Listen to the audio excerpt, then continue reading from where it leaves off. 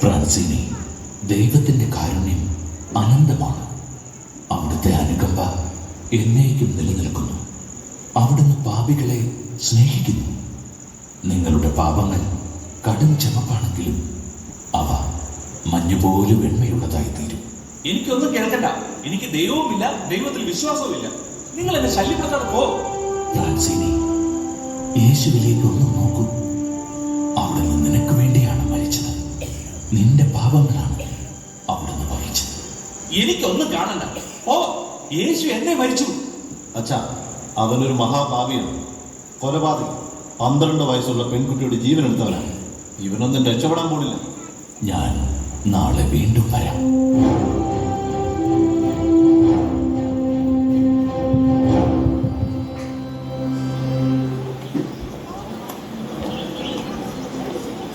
സുഖമാണ് എല്ലാവർക്കും. സുഖമായിരിക്കുന്നു. ആ കൊലപാതകയായ ഫ്രാൻസിനിയുടെ വധശിക്ഷ നടപ്പിലാവാൻ പോവത്രേ. അയാളത് അർഹിക്കുന്നു. കുറെ പേരെ കൊന്ന അവനോട് യാതൊരു ദാക്ഷിണ്യവും പാടില്ല. ചെയ്ത പാപത്തിൽ അവന് യാതൊരു പശ്ചാത്താപവും ഇല്ലെന്ന കേട്ടത്. കുമ്പസരിപ്പിക്കാൻ വന്ന വൈദികനെ പോലും തിരസ്കരിച്ചു. കൊച്ചു, എന്താ നിന്നെ വിഷമിപ്പിക്കുന്നത്? സെലീൻ കേട്ടില്ലേ? ഫ്രാൻസിനിയുടെ വധശിക്ഷ നടപ്പാക്കാൻ പോകുന്നു. നല്ല കള്ളന് രക്ഷ കിട്ടിയ പോലെ ഫ്രാൻസിനിക്കും രക്ഷ കിട്ടില്ലേ? എനിക്ക് പ്രത്യാശയുണ്ട്.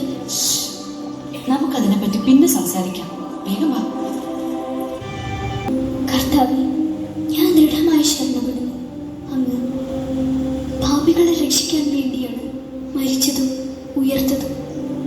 അങ്ങയുടെ സഹനത്തിൻ്റെയും മരണത്തിൻ്റെയും ഉദ്ധാനത്തിൻ്റെയും യോഗ്യത ഫ്രാൻസിനിയുടെ മാനസാന്തരത്തിനും രക്ഷയ്ക്കുമായി ഞാൻ സമർപ്പിക്കുന്നു.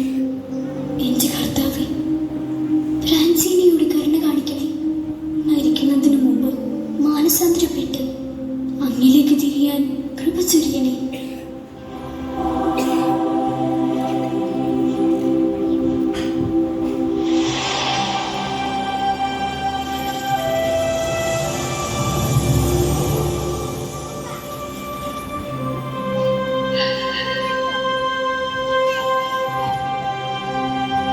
എന്റെ കർത്താവേ, ഫ്രാൻസിനിയുടെ കരുണ കാണിക്കണേ. ഫ്രാൻസിനിയുടെ കരുണ കാണിക്കണേ. ആ കുരിശ് എന്റെ അടുത്തേക്ക് കൊണ്ടുവരും. ആ കുരിശ് കൊണ്ടുവരും.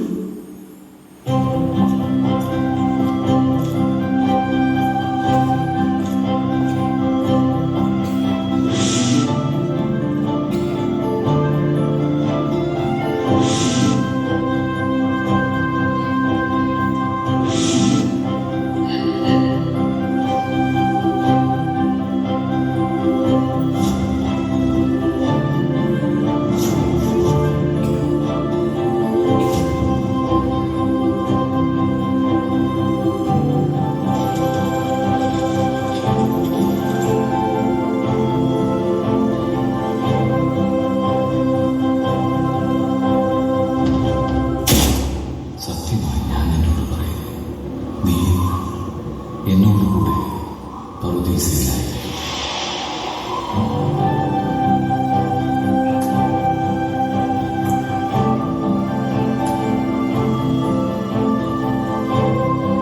നന്ദി യേശുവേ, നീ എന്റെ പ്രാർത്ഥന കേട്ടു.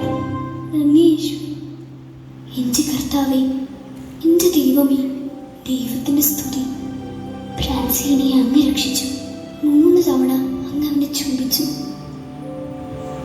വീണ്ടും വീണ്ടും പ്രാർത്ഥിക്കാനും അനേകം ആത്മാക്കളെ രക്ഷിക്കാനും എനിക്ക് കിട്ടിയ